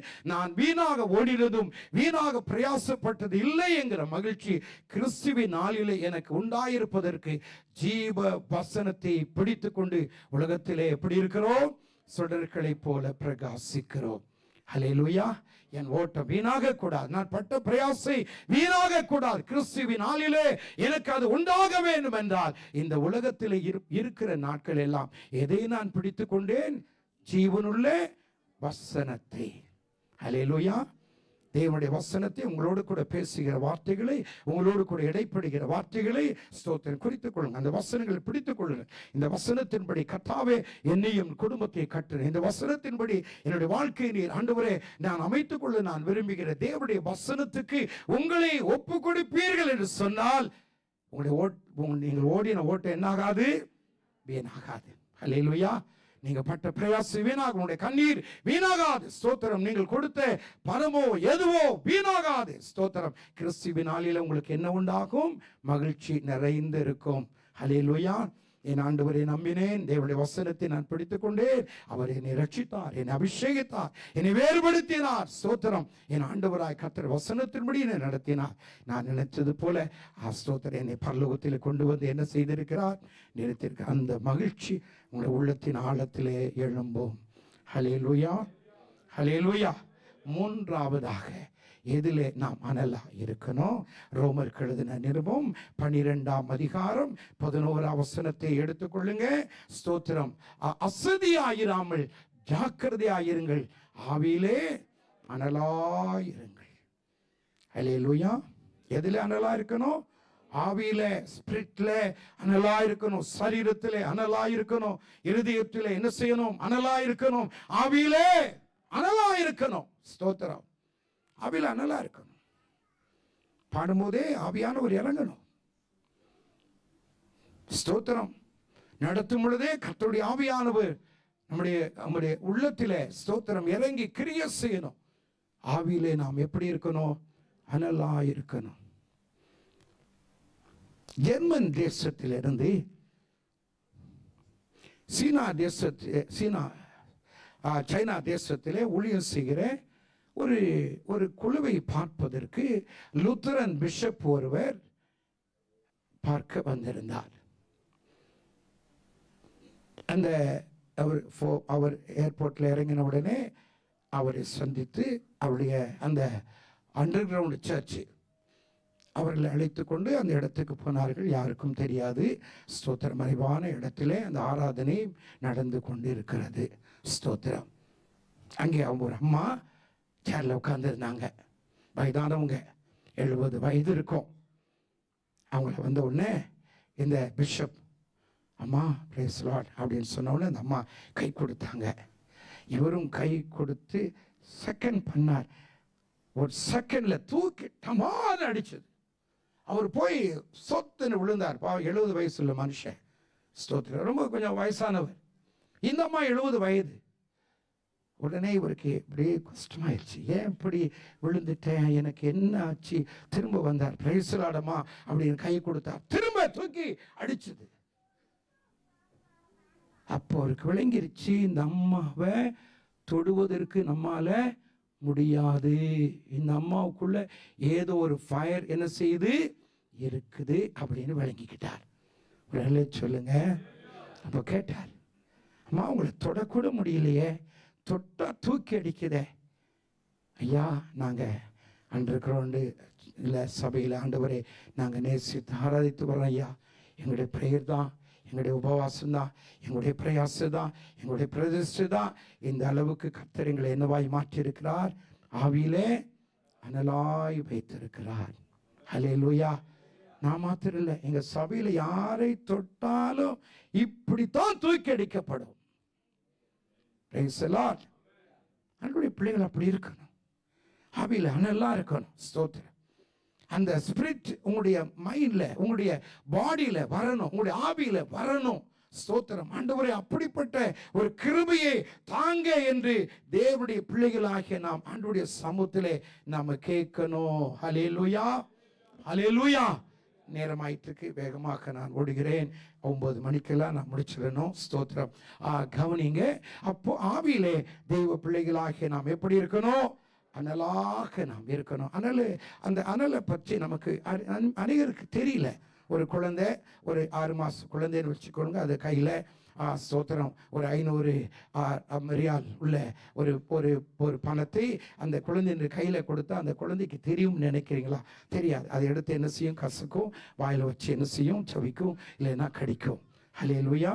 இன்னைக்கு அதே போல இன்னைக்கு அநேகருக்கு ஆவியில் இருக்கிற ஸ்பிரிட், அந்த அனலை பற்றி இன்னைக்கு அநேகருக்கு தெரியலை, அந்த வேள்வி தெரியலை. ஏதோ 2 அந்நிய பாஷைகளை பேசுறோம், அவ்வளவுதான். ஸ்தோத்திரம். இல்லை எனக்கு அருமை இல்லை, நம்முடைய அந்நிய பாஷைகள் பேசக்கூடாது, இல்லை, பேசணும். ஆனால் அதற்குள்ள கர்த்தர் என்ன வைத்திருக்கிறார்? ஒரு பெரிய ஒரு அனலை கர்த்தர் வைத்திருக்கிறார். ஹல்லேலூயா. அந்த அனல் உள்ள வாழ்க்கை ஆண்டவருடைய பிள்ளைகளாகிய நம்முடைய ஜீவித்திலே வரணும். ஆண்டவருடைய சமூகத்திலே கண்ணீரோடு கூட கர்த்தரிடத்திலே கேளுங்க. பரிசுத்தவான்களை தேவன் அப்படித்தான் தேவன் மாற்றி இருந்தார். ஸ்தோத்திரம். 4வதாக எதிலே நாம் அனலா இருக்கணும்? ஸ்தோத்திரம். 2 தீமோத்தேயு 12ஆம் அதிகாரம், ரோமர் 12ஆம் அதிகாரம் 11ஆம் வசனத்தை திரும்ப எடுத்துக்கொள்ளுங்க. ஸ்தோத்திரம். ஆவியிலே அனலா இருங்கள், கர்த்தருக்கு ஊழியம் செய்யுங்கள். எப்போ ஆண்டவர் ஆவியிலே அனல் படுத்துவார் என்றால் நம்முடைய ஊழியம் மெருகேறும் பொழுது, நம்முடைய ஊழியம் ஸ்தோத்திரம் ஆண்டவருக்காக செய்கிறோம் என்ற தியாகத்தோடு கூட, பெருமையாக அல்ல, தியாகத்தோடு கூட ஆண்டவருக்கென்று நாம் ஊழியம் செய்ய செய்ய நம்முடைய ஆவியிலே நாம் எப்படி இருப்போம்? அனலாக நாம் இருப்போம். ஹல்லேலூயா. ஆவியினுடைய அனலை ஆண்டவருடைய பிள்ளைகளாக நீங்கள் ஒரு நாளும் இழந்து விடவே கூடாது. ஹல்லேலூயா. கர்த்தருக்கென்று உழைக்கணும், கர்த்தருக்கென்று உழைக்கணும். ஒரு சகோதரர் நேற்று ஆராதனை முடித்த உடனே என்னிடத்தில் ஜெபிக்க கேட்டுக்கொண்டு, ஐயா என்னிடத்தில் அந்த கேம்பில் நிறைய பேர் இருக்கிறாங்க, அவங்களெல்லாம் கூட்டிகிட்டு வரணும்னு நான் நினைக்கிறேன். ஸ்தோத்திரம். ஆனால் அவங்க கீழ்ப்படிய மாட்டேன்றாங்க, சொன்னால் கேட்க மாட்டேன்றாங்க. ஸ்தோத்திரம். அவங்க வர்றதுக்காக ஜெபிங்க, நான் அவங்களெல்லாம் எடுத்துகிட்டு வரணும்னு நான் விரும்புகிறேன் என்று சொல்லி அந்த சகோதரனிடத்தில் சொல்லி ஜெபித்து போனார். யார் சொன்னாங்கன்னு தெரியல. ஸ்தோத்திரம். ஆனால் நேற்று ஜெபித்துட்டு போனார். ஹல்லேலூயா. அப்படி உள்ளத்தில் ஒரு ஆசை, என்னுடைய கேம்பில் இருக்கிறவங்க என்னோட கூட சேர்ந்து என்ன செய்யணும்? ஆராதிக்க வரணும். சொல்லுங்க, கர்த்தருக்கு என்று அன்றைய பிள்ளைகளாகிய நீங்கள் ஆராதிக்கணும். ஸ்தோத்திரம். தேவனை ஆராதிக்கணும். ஆண்டவராய் கர்த்தர் அதற்குரிய கிருபைகளை ஆண்டவராய் தேவன் நமக்கு தருவாராக. ஐந்தாவதாக 2 தீமோத்தேயு 1 அதிகாரம் 6 வசனத்தை எடுத்துக்கொள்ளுங்க. 2 தீமோத்தேயு 1 அதிகாரம் 6 வசனம். நான் இது நிமித்தம் நான் உன்மேல் என் கைகளை வைத்ததினால் உனக்கு உண்டான தேவ வரத்தை நீ அனல் மூட்டி எழுப்பி விடும்படி உனக்கு நான் நினைப்பூட்டுகிறேன். அல்லேலூயா. எதில் அனலா இருக்கணும்? தேவன் கொடுத்த வரத்திலே நாம் எப்படி இருக்கணும்? அனலா இருக்கணும். அப்போஸ்தலர் 2:38 கர்த்தராகிய இயேசுவின் நாமத்தினாலே ஞானஸ்நானம் பெற்றுக் கொள்ளுங்கள், அப்பொழுது பரிசுத்த ஆவியின் வரத்தை பெறுவீர்கள். இந்த அபிஷேகத்தோட ஆண்டவர் என்ன கொடுக்கிறார்? வரத்தை கர்த்தர் கொடுக்கிறார். அந்த வரம் என்ன என்பதை நீங்கள் தான் கண்டுபிடிக்க வேண்டும். அபிஷேகத்தை மாத்திரமல்ல, பைபிள் சொல்லுகிறது, ஸ்தோத்திரம், ஞானஸ்நானம் பெற்றுக் கொள்ளுங்கள், அப்பொழுது பரிசுத்த ஆவியின் வரத்தை பெறுவீர்கள். பரிசுத்த ஆவியை பெற்றுக் கொள்வீர்கள், பரிசுத்த ஆவியின் அபிஷேகத்தை பெறுவீர்கள் என்று சொல்லல. இங்க என்ன சொல்றார்? பரிசுத்த ஆவியின் வரத்தை. ஹல்லேலூயா. ஸ்தோத்திரம். தேவன் அந்த அந்த அந்த வரத்தை, அந்த கிஃப்டை தேவன் அபிஷேகிக்கும் போது நமக்கு கொடுக்கிறார். ஹல்லேலூயா. அது ஜெபிக்கிற வரமாக இருக்கலாம், மற்றவர்களை கிறிஸ்துவுக்குள்ளாக நடத்தக்கூடிய வரமாக இருக்கலாம். ஸ்தோத்திரம். நீங்க பாடும் பொழுது தேவ பிரசன்னம் நிறைக்கக்கூடிய வரமாக இருக்கலாம். ஸ்தோத்திரம். ஏதோ ஒரு வரத்தை ஆண்டவராய் கர்த்தர் உங்களுக்கு கொடுத்திருக்கிறார். அபிஷேகம் பெற்ற தெய்வ மக்கள் அறிந்து கொள்ளணும். அந்த வரம் என்ன என்பதை அன்றைய பிள்ளைகளாகி நீங்கள் அது புரிந்து கொள்ளணும். உங்களுக்கே தெரியும். ஸ்தோத்திரம். உங்களுடைய ஆவியிலே நிறையும் பொழுது செய்யணும் என்று ஆவியானவர் உணர்த்துவார். இப்படி செய்யணும், இப்படி மற்றவர்களை சந்திக்கணும், இப்படி மற்றவர்களுக்காக ஜெபிக்கணும். அப்போ நீங்க விளங்கிக் கொள்ளணும். ஸ்தோத்திரம். கர்த்தர் இந்த வரத்தை எனக்கு கொடுத்திருக்கிறார். அல்லேலூயா. ஸ்தோத்திரம். இப்போ வசனத்துக்கு வருவோம். இதை எக்ஸ்பிளேஷன் பண்ண நேரம் இல்லை. ஸ்தோத்திரம். நான் உன்மேல் என் கைகளை வைத்ததினால் உனக்கு உண்டான தேவ வரத்தை அனல் மூட்டி என்ன செய்? எழுப்பி விடு என்றார். ஸ்தோத்திரம். அப்போ வரத்தை நாம் என்ன செய்யணும்? அனல் மூட்டி எழுப்பணும். அதை மங்கி விடக்கூடாது. ஏன் அப்போஸ்தலனாகிய பவுல் தீமோத்தேயுக்கு இப்படி எழுதினார்? இவன் வரத்தை பற்றி அக்கறையற்ற தீமோத்தேயு இருந்தான்.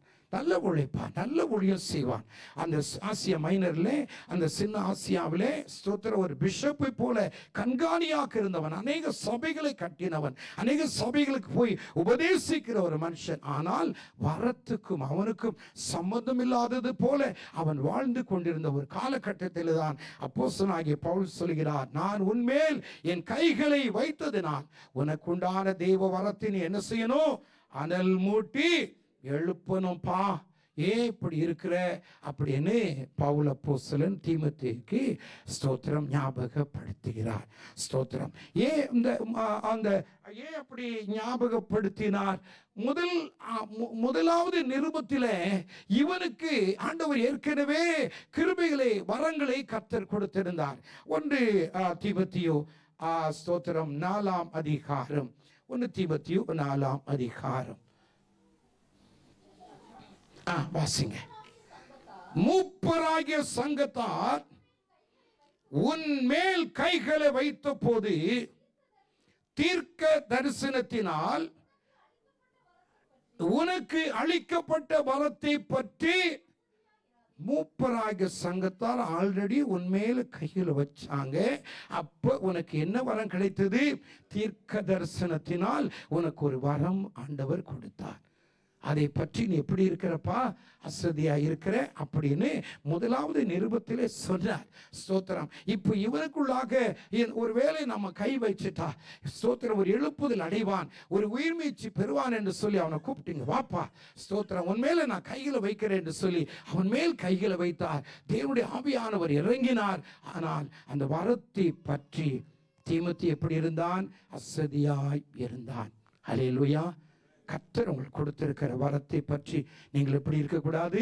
அசதியா இருக்கக்கூடாது. அந்த வரத்திலே ஸ்தோத்திரம் அனலா இருக்கணும். அந்த வரத்தை உயிர்ப்பிக்கணும். ஸ்தோத்திரம். தேவனுடைய மனுஷன் எரேமியாவுக்கு ஸ்தோத்திரம் தேவன் வரம் கொடுத்தார், தீர்க்க தரிசனம் வரம் கொடுத்தார். 23 வருஷம் நான் தீர்க்க தரிசனம் சொன்னேன், ஆனால் ஸ்தோத்திரம் நான் சோர்ந்து போனேன் என்று ஸ்தோத்திரம் எரேமியா 25ஆம் அதிகாரம் 3ஆம் வசனத்தை வாசித்தால் நீங்கள் அதை அறிந்து கொள்ளலாம். ஆனால் அவர்கள் அதை ஆண்டவர் அதை அனுமதிக்கல. ஸ்தோத்திரம். ஆமோனின் குமாரனாகிய யோசியாவின் 13ஆம் வருஷம் துவக்கி இந்நாள் மட்டும் சென்ற 23 வருஷமாய் கர்த்தருடைய வார்த்தை எனக்கு உண்டாயிற்று. 23 வருஷம் நான் ஊழியம் செய்தேன். இப்போ நான் சோர்ந்து போயிட்டேன். ஏன்னா எனக்கு கிடைக்கிற அடி, எனக்கு கிடைக்கிற உபத்திரவம், அவமானங்கள் எல்லாம் சோர்ந்து போனது என்று அவன் நினைக்கும் பொழுதுதான் தேவனுடைய ஆவியானவர் மறுபடியுமாய் அவனை தட்டி எழுப்பி அவன் மரணம் வரைக்கும் தேவனுடைய வேலையை செய்ய முடியாய், அந்த வரத்தை அவன் அவிதமாய் நம்பிக்கையோடு பிடித்துக் கொள்ள முடியாய் கர்த்தர் கிருபை செய்தார். அல்லேலூயா. 5 காரியத்தை உங்களோடு நான் சொன்னேன். ஸ்தோத்திரம். 1 சரீரத்தில் அனல், 2வது இருதயத்தில் அனல், 3வது ஆவிலே அனல், 4வது வரத்திலே ஸ்தோத்திரம், 4வது ஊழியத்திலே அனல், 5வது வரத்திலே அனல். ஸ்தோத்திரம். இப்படி அனல் இருக்கணும். ஆனா லவோதிக்கேயா சபை அனல் இல்லை, ஒரு சபைதான். ஆவியானவர் அந்த சபைக்கு வேண்டிய நிருபங்களை பவுல் மூலமாகவும் கொடுக்கிறார். கொலோசியர் நிருபத்தை நீங்கள் வாசித்தால், நீங்கள் அதை வாசித்த பின்பு லவோதிக்கேயா சபைக்கு அனுப்புங்கள் என்று சொல்கிறார். ஸ்தோத்திரம். யோவானுடைய காலத்திலேயும் தேவனுடைய வார்த்தை ஆவியானவர் பேசினார். ஆனால் இந்த ஜனங்கள் என்ன செய்தாங்கன்னா ஸ்தோத்திரம் அனலற்றவர்களாய் குளிர் உள்ளவர்களாய் இவர்கள் ஜீவித்ததினாலே என்ன நடந்தது? ஸ்தோத்திரம். நம்ம அனல் இல்லாம சபையிலே வாழ்றோம்.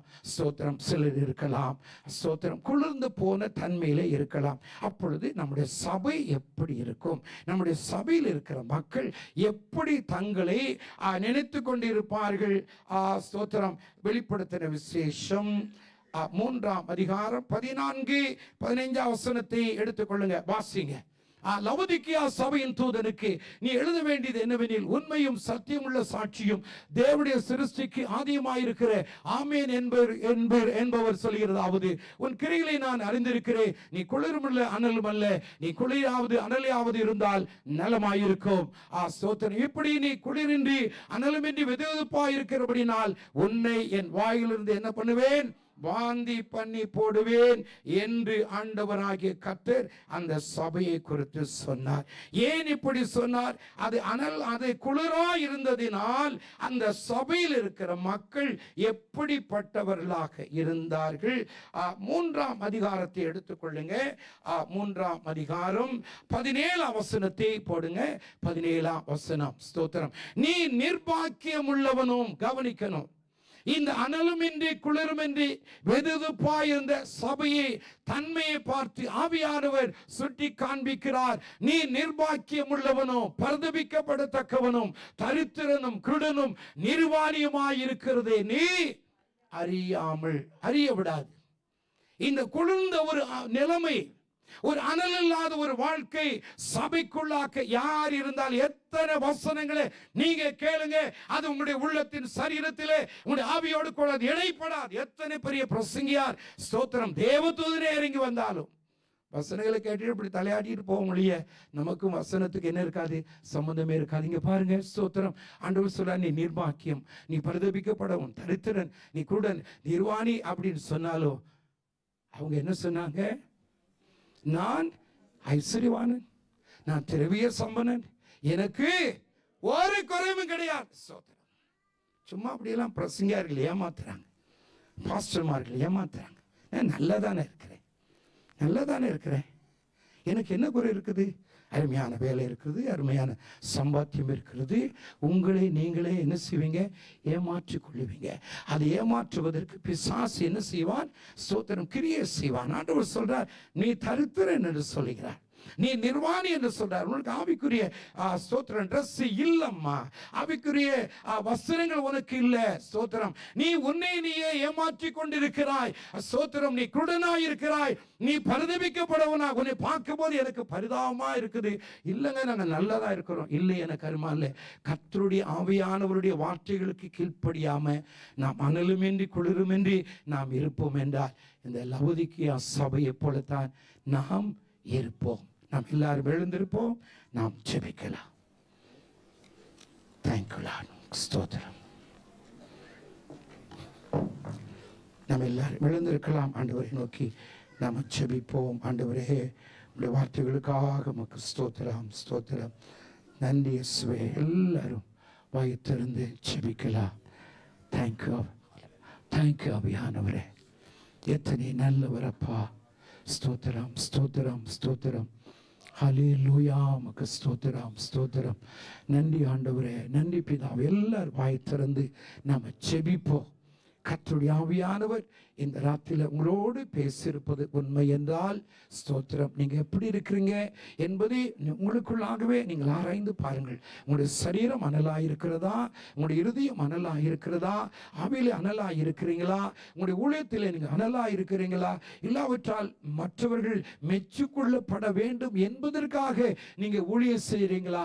அவரை விட நான் நல்லா இருக்கிறேன், இவரை விட நான் நல்லா இருக்கிறேன். இல்லை, எனக்கு அருமான்ல ஸ்தோத்திரம். இப்படியெல்லாம் ஊழியம் செஞ்சோம்னா நம்ம ஆவியிலே நாம் அனலாக இருக்க முடியாது. ஒருவேளை மற்றவர்கள் நல்ல மார்க் போட்டுட்டு நம்ம போகலாம், ஆனால் கிறிஸ்துவ வாழ்க்கையில நாம் அனலாக இருக்க முடியாது.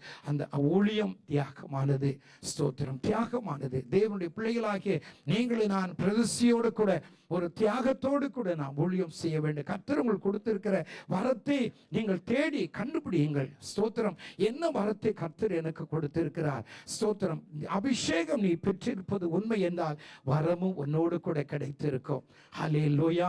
அந்த வரத்தை நீ தேடி ஆண்டவருடைய பிள்ளைகளாகிய நாம் ஸ்தோத்திரம் நீங்கள் ஜெபிக்கும் போது அந்த வரம் உங்களுடைய குடும்பத்திற்கும் உங்களுடைய தனிப்பட்ட வாழ்க்கைக்கும் கர்த்தர் பிரயோஜனமாக மாற்றுவார்.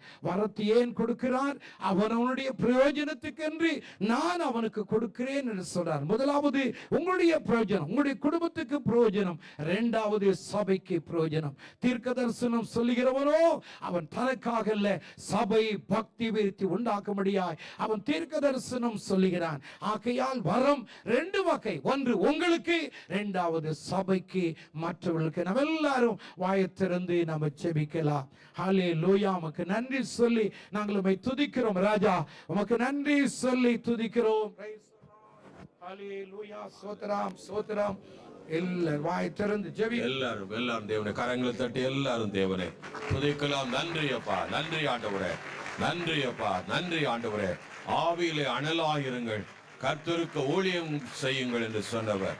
நன்றி தகப்பனே, நன்றி அப்பா, நன்றி இயேசுவே. ஒரு விசை கூட பரிசுத்த ஆவியின் பலத்தினாலே எல்லாரும் கரங்களை தட்டி நன்றி அப்பா, நன்றி ஆண்டவரே. அப்பா, நீ பெற்ற வரத்தை ஆமென் ஹல்லேலூயா அனல் மூட்டி எழுப்பு என்று சொன்னவர். தகப்பனுடைய வல்லமை ஒவ்வொரு பிள்ளைகளையும் இந்த மாலைகளிலே ஆளுகை செய்யட்டும் ஐயா. இருதயத்துல ஒரு அக்கினி, ஆமென், சரீரத்துல ஒரு அக்கினி. ஆண்டவரே தகப்பனே, சோத்திரம், சோத்திரம், சோத்திரம் அப்பா, சோத்திரம், சோத்திரம் ஆண்டவரே. நன்றி. ஊழியத்தினாலே ஒரு அக்கினி. ஹல்லேலூயா. பரிசுத்த ஆவிக்குள்ளாய் ஆமென், ஆவியிலே ஒரு அக்கினி. ஆமென். நன்றி, நன்றி ஆவியானவரே, நன்றி இயேசுவே, நன்றி அப்பா. ஐயா, குளிரான வாழ்க்கை மாறுவதாக. நன்றி, நன்றி அப்பா. ஒரு அனலுள்ள ஒரு ஜீவியத்தை இன்று முதல் நீர் தந்து ஆசீர்வதிக்கிற கிருபைகளுக்காக நன்றி. எல்லாரும் யாரும் அமைதியா இல்லாதபடி எல்லாரும் தேவனை துதிப்ப. நன்றி அப்பா, நன்றி இயேசுவே. இந்த 3 நாட்களும் நீர் எங்களோடு பேசி எங்களை ஆசீர்வதித்த கிருபைகளுக்காய் நன்றி, நன்றி அப்பா, நன்றி ஆண்டவரே. ஒரு எழுப்புதலை காண செய்ய, ஒரு எழுப்புதலை காண செய்ய எங்களுக்குள்ளாய் ஒரு எழுப்புதல் அக்கினி பற்றி எரியும்படியாய் ஜெபிக்கிறோம். ஆண்டவரே, அக்கினியை போட வந்தேன், அது பற்றி எரிய வேண்டும் என்று விரும்புகிறேன் என்றவர். இன்றைக்கே அந்த அக்கினி எங்கள் மேல விழுவதாக ஐயா. தகப்பனே, பற்றி எரியட்டும் இயேசுவின் நாமத்திலே, இயேசுவின் நாமத்திலே. ஹல்லேலூயா. நன்றி ஆவியானவரே, நன்றி ஆவியானவரே. அக்கினி வல்லமை ஒவ்வொரு பிள்ளைகளை நிரப்பட்டும். இந்த வேளையிலே ஒவ்வொரு பிள்ளைகளையும் நன்றி நன்றி நன்றி. மறுபடியும் ஜெப அக்கினி, மறுபடியும் ஜெப அக்கினி. ஆண்டவரே அப்பா, உம்மை வசனத்தை தியானிக்கையில் அனல் மூண்டேன் என்று சொன்னது போல தகப்பனுடைய வசனத்தை தியானிக்கும் போது உள்ள அக்கினி ஆண்டவரே எங்களை நிரப்பட்டும் நிரப்பட்டும் நிரப்பட்டும் நிரப்பட்டும் நிரப்பட்டும் ஐயா. எல்லாரும் கேட்கிற ஒவ்வொரு பிள்ளைகளும் இந்த நாளில பெற்றுக் கொள்ளுங்க, இந்த நாளில பெற்றுக் கொள்வீங்க. நன்றி நன்றி அப்பா, நன்றி ஆண்டவரே. அளவில்லாத உம்முடைய கிருபை, அளவில்லாத உம்முடைய அக்கினி. ஆமென். நன்றி நன்றி இயேசுவே, நன்றி ஆவியானவரே, நன்றி தகப்பனே. நீர் கொடுத்து ஆசீர்வதிக்கிற தயவுகளுக்காய் நன்றி நன்றி இயேசுப்பா, நன்றி ஆண்டவரே. நீர் அப்படியே செய்கிறமைக்காய் நன்றி.